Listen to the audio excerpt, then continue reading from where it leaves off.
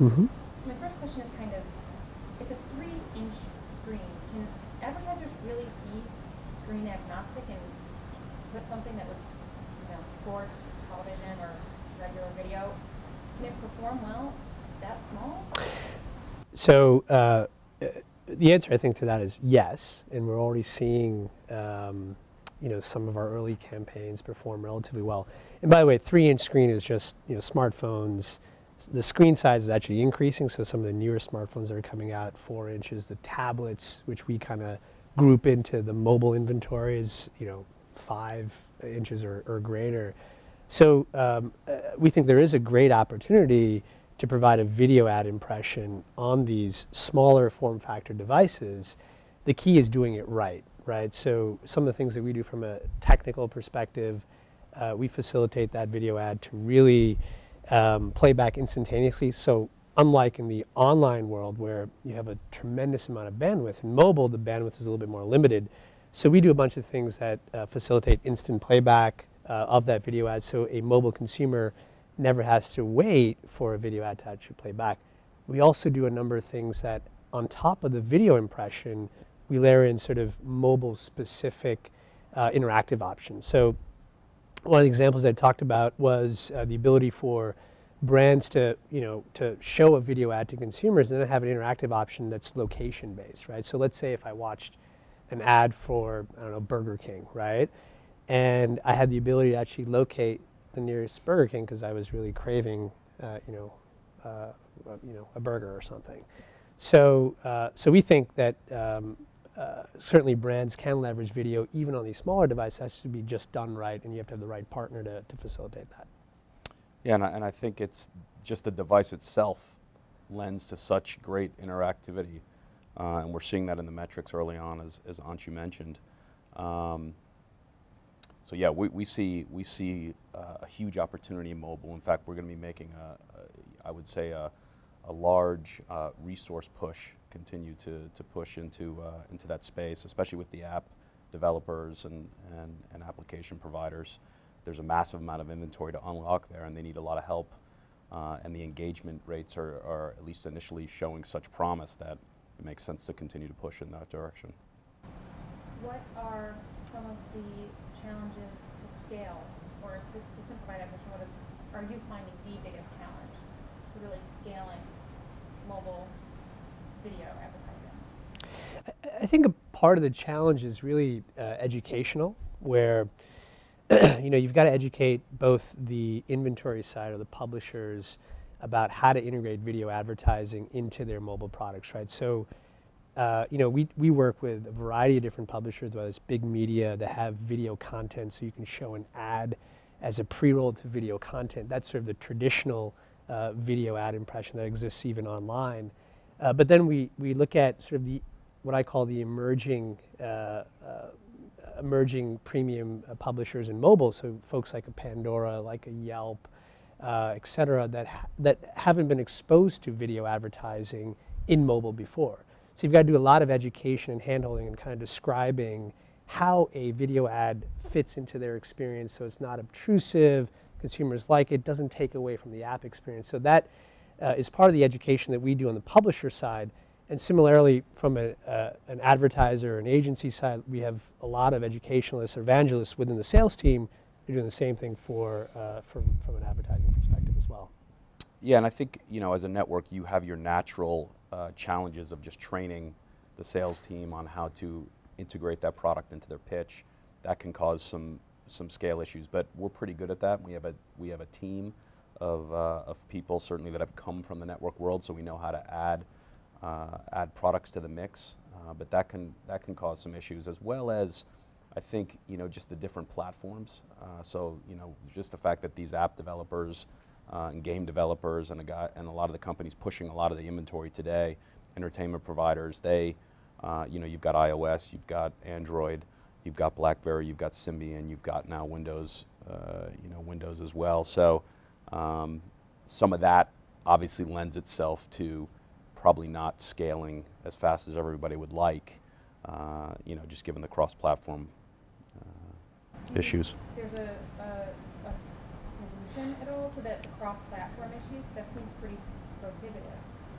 So I think there is a solution. We're already providing a piece of that solution. So the challenge in mobile has always been fragmentation, right? So even early on, when apps were early, before the iPhone app store, the carriers had their app stores, and all those various apps were had their own sort of unique flavor. You had to port to every single carrier device, et cetera. So this was sort of 5, 6, 7 years ago before the iPhone even came on the scene. And we're seeing somewhat of a repeat of that. Granted, there's a little bit better standardization because you've got OSs, the iOS, which is for all sort of Apple devices, obviously. You've got Android for all the Google-powered devices, and Windows and BlackBerry, as Bryan was mentioning. So there's a little bit of less fragmentation versus where 10 years ago, every unique handset manufacturer had their own version of an OS, and if you wanted to create a product for that, you had to do it specifically for that one device.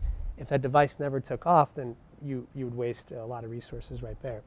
So there still is some degree of fragmentation. One of the things that we do from a product perspective is really try to figure out how to make or eliminate that fragmentation for both our publishers as well as our advertisers, because you want to be able to run that video ad across any of these devices. I think we've got a product that already does that today.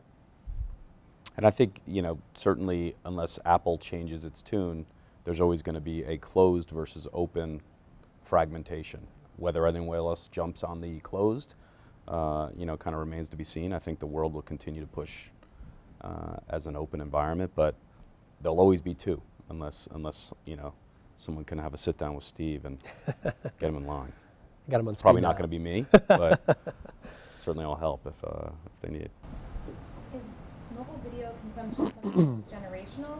Is it really just young people? Yeah, that's a good question. It certainly does skew slightly younger. So if you look at the smartphone audience in general, predominantly affluent audience, I think there's studies out there that say greater than 35% of that audience has an income of $100,000 or more. I think it's roughly 30% are in the 25 to 34 age group. So it skews affluent and it skews younger. But if you begin to carve that out, there certainly will be segments of that. So for example, the business segment, right, where a lot of sort of folks in that segment have smartphones and are interested in utilizing those smartphones for accessing video content, for whether it's stock quotes or other types of business-related content. So it really depends on the segmentation that you look at, but I think broadly the smartphone audience skews a little bit younger and affluent. That's what we're seeing at least today. That may change over time, because the other stat that we talked about today was hopefully by the end of this year, 50% of the US wireless subscriber base is going to own a smartphone. So that's pretty significant. About 100 to 150 million consumers here in the US are going to have a smartphone that's going to be video capable. So I think that'll start to shift. You'll see sort of a broader demographic accessing video. Yeah, I think that I don't know that it's a shift, other than it's an addition to to the growth we're already seeing. There's no doubt in my mind that adoption is going to happen, and I can just look at myself being in the 40 to 50 demographic that I'm starting to use apps a lot more, and they're apps around the content that I'm used to reading. So whether it's Forbes or Yahoo Finance, or things that there are apps for now that I wasn't accustomed to, or that I've been accustomed to in offline, I think the world will continue to grow that way from an older demographic. But certainly it's obvious that given the type of content that's out there, and given that the youth is going to be more of the early adopters, that demographic has grown as much as it has. But I certainly think the older demographics are going to follow, no doubt about it. What's one thing that's hot right now in digital video? It doesn't have to be confined to mobile. That won't be hot a year from now. Like, what's a passing fad? Passing fad. Well, I would say that certainly pre-roll in and of itself is hot. It will continue to be hot, but I think more and more so, each type of pre-roll will have to come with some form of a social aspect to it. So I think more and more, as the social world continues to grow at the amazing clip that it is, all of the advertising is going to have some social aspect to it, and that a pre-roll in and of itself probably won't be enough.